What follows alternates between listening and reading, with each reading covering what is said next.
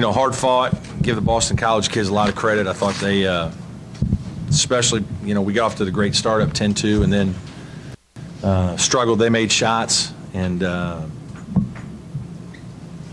we gambled some defensively early, or went for some steals and missed them, and every time we did, they'd find the open man, they'd shoot it in. I thought we just had better defensive discipline in the second half. Certainly Avery was, by far the man of the match. He was the guy that really defended at a high level. He's done that a lot this year. Just really guards hard, sets the tone, fought Eli Carter, and I thought our 5 men did some good things on ball screen defense. And then, we were just good enough offensively. We made enough threes late, probably took a few too many threes early. They changed their defense a little bit, so that probably threw our rhythm off just a little bit. And then we adjusted better the longer the game went and found a way to, to win with our defense again, which is, I think, encouraging. Question.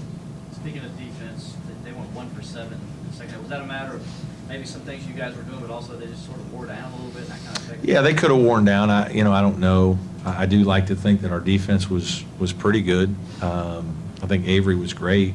I thought, I don't think we gambled as much. We tried to just be solid, keep them in front, contest shots. That team's getting better. Like they're improving, and obviously they've played better here recently in some games. Clifford was really good for them. Barnes-Tompkins is a guy that's improving and had another good game. He had a good game at Virginia as well. So, we just had to stay with it, and fortunately we did. I thought Avery again was really good with some big shots and great defense. Dante, you may not be interested in a lot of the stat lines, but I thought he was around every loose ball, big rebounds. Yeah, he did some good things in the game. He did. Obviously hit a couple big threes. It was good to see him play with confidence like that. I thought his defense was pretty good. Tonight he guarded Milan a bunch early, and at 6'8", that's the thing we're trying to get him to do, is be more active, be more involved. I thought he was aggressive trying to rebound the ball. I don't know how many offensive or defensive rebounds he had. I guess he had 7, which is pretty good. I thought he was really active early, trying to get some offensive rebounds for us. But no, I thought he played very good, solid game for Dante.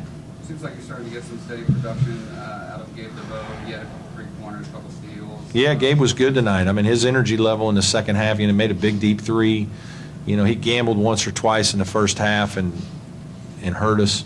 But then in the second half, he made a couple hustle plays, made a great drive and drop off to JB for an and one. No, there's no question that his second half play was a good spark, much needed. So I was happy for Gabe and hopeful that he'll keep that up. That's we're going to need that down the stretch to get where we want to go. City was in there at crunch time. Was that him just being a better matchup for? Just defensively, I think he guarded a little better. His lower body strength, just a little more leverage against Clifford. Landry's still under the weather, didn't come to shoot around today. He's got some throat issues and was taking antibiotics and still not 100% healthy, although he did some good things, points and rebound-wise in terms of the amount of time he played. But I didn't think he had quite the same pop and energy. And, City defensively was just in a good place with Clifford, and I thought he did some good things to end the game, and so I just kept him out there.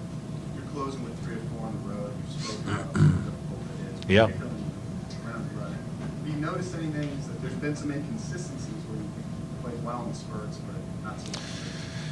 Yeah, I think it's just normal. I mean, I think it's just, I think the home team generally plays a little bit better. You feed off your crowd. There's some guys on the team that just play a little bit better. Our Virginia Tech game was a really hard-fought battle, a lot like these last 2 games, and we ended up a play short. And we had a couple chances with late 3 that went in and out when we were up 1. We missed a free throw to tie, and when you go on the road, you're trying to put yourself in a position to win a game, and then hopefully your guys are good enough to do it. And you execute well enough down the stretch. NC State's going to be a tough one. Cat Barber's unbelievable. They got big, strong guys inside that are physical. The Martin twins are good players. Maverick Rowan can really shoot.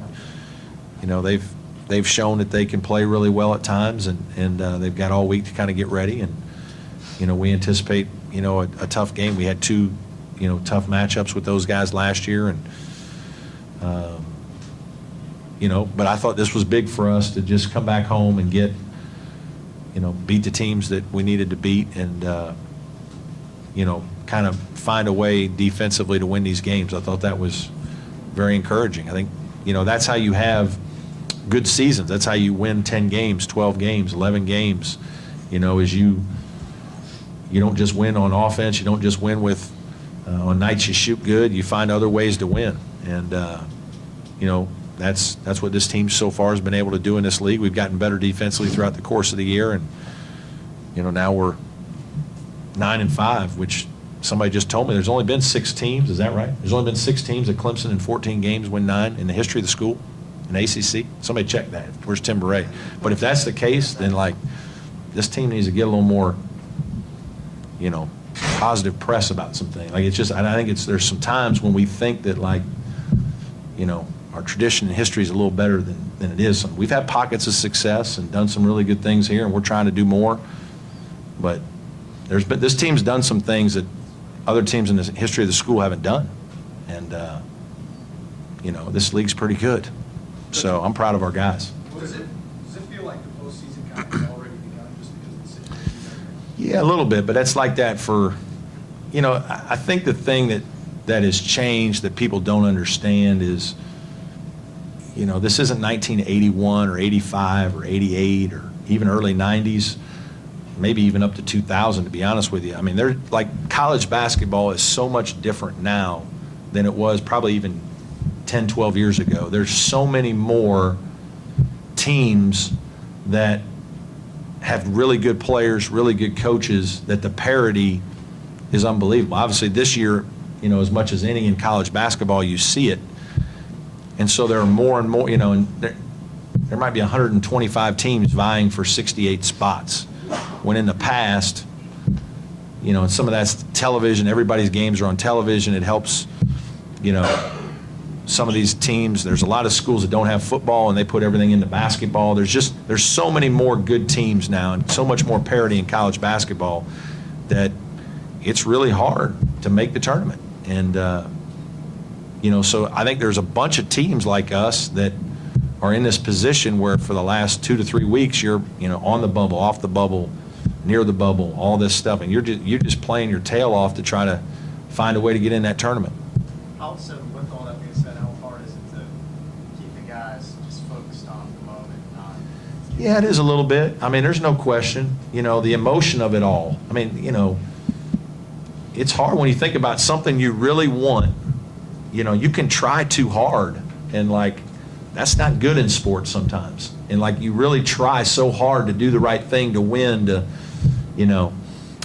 make these shots, that if you're not careful, sometimes it backfires. And so there's an unbelievably fine line between having your guys ready to compete. And, we were ready to play tonight. People think, well, you're not ready. No, we were ready. We're up 10-2. We're playing good.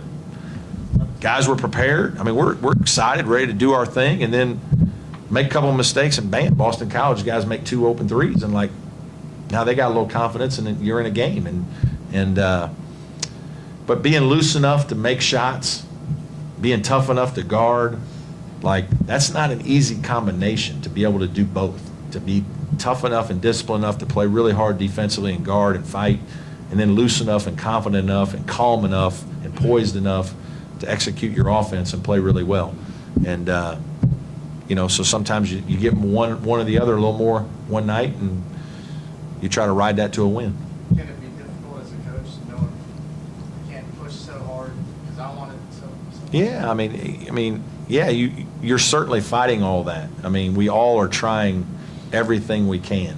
I mean, we're spending crazy amounts of time watching films. How much information can you give your guys to be prepared, but not so much that they can't think and play. And we have to really work at it. You know, we have good players, but we don't have guys that are so good that we just show up and like not be prepared and expect to win games. Like we have to be highly prepared, and you know, and we take great pride in doing that. And you know, that's one of the reasons why, by and large, we've had pretty good records in the ACC since, you know, in the 6 years I've been here. Our guys really compete and fight, and you know, hopefully win some games like this that give you a chance at the end to hopefully have a special season. Coach, you brought up Cat Barber. I'm presuming that Avery's going to depend on him for the most part. Do you almost acquiesce to not getting as much from him offensively if he can limit Barber's scoring?